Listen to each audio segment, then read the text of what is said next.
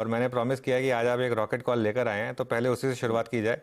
बताइए देखिए आज की सबसे रॉकेट कॉल। देखिए देखिए सबसे बड़ा मिसाइल ट्रेड तो आपने खुद दे दिया। मैंने इतने लंबे करियर में बहुत ही कम वित्तीय पत्रकार देखे हैं जो इतनी सारी खबरों में घिरे होने के बावजूद, क्योंकि ये खबरों से क्या माइंड विचलित होता है, इसके बावजूद जिस दृढ़ निश्चितता के साथ बैंक निफ्टी के ऑल टाइम हाई को रीटेस्ट करने का आपका कॉल था, वो अद्वितीय है। Thank you. तो ये आपकी नम्रता है कि आप अपना ढोलक नहीं बजाते, तो औरों को बजाना पड़ेगा, पहला मैं बजाता हूँ। अब थैंक यू। तो अब देखिए बाजार में बिल्कुल भी कुछ नहीं बदला, एक्सेप्ट कि अडानी के स्टॉक्स ने बिल्कुल रॉकेट मूव फायर कर दिए अक्रॉस द बोर्ड। पिछली बार जब अदानी के स्टॉक्स में बड़ा रीबाउंड आया था, उनके फ्यूचर्स के स्टॉक सबसे ज्यादा उछले थे और कैश वाले स्टॉक्स बिल्कुल वही मृत अवस्था में पड़े रह गए थे। तो शुक्रवार से जो अक्रॉस द बोर्ड रिवर्सल उनमें आया, मार्केट ने एंटिसिपेट किया होगा सुप्रीम कोर्ट से कि एक्सपर्ट कमेटी से क्लीन चिट मिलेगी, तो जितने भी बी ग्रुप वाले स्टॉक है वो सारे सर्किट टू सर्किट चलने लग गए। और ये ए ग्रुप वाले Adani enterprises, Adani ports, even ACC में भी अच्छी खासी बढ़त अभी रहेगी। तो ये एक अपने आप में जो पूरा सेक्टर है, इसने आज निफ्टी को वापस से जीवित कर दिया है। ठीक है, हम निफ्टी बैंक निफ्टी पे 2 मिनट बाद आएंगे।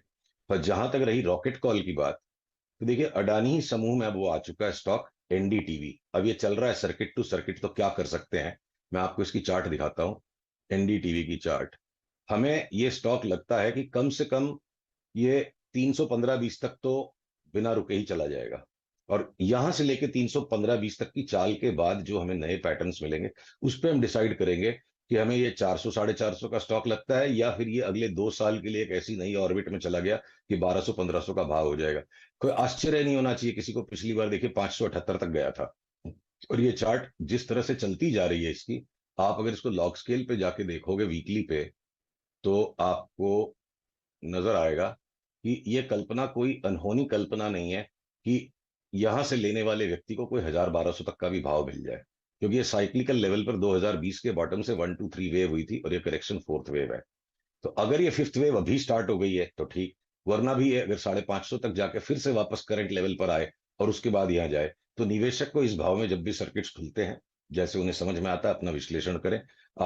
हम सिर्फ जो रिकमेंडेशंस अपने सब्सक्राइबर्स को देते हैं उसके लिए हमारा उत्तरदायित्व है, अपनी रिसर्च करें।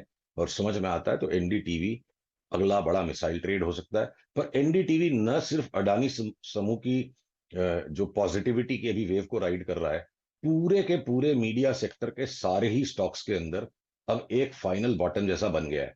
देखिए जैसे पहले हमने रिफाइनरीज पे एक बड़ा कॉल दिया कि सारे रिफाइनरीज के स्टॉक्स भागेंगे, फिर आया आपके एक्सचेंजेस और एएमसीज और ब्रोकरेज स्टॉक्स भागेंगे।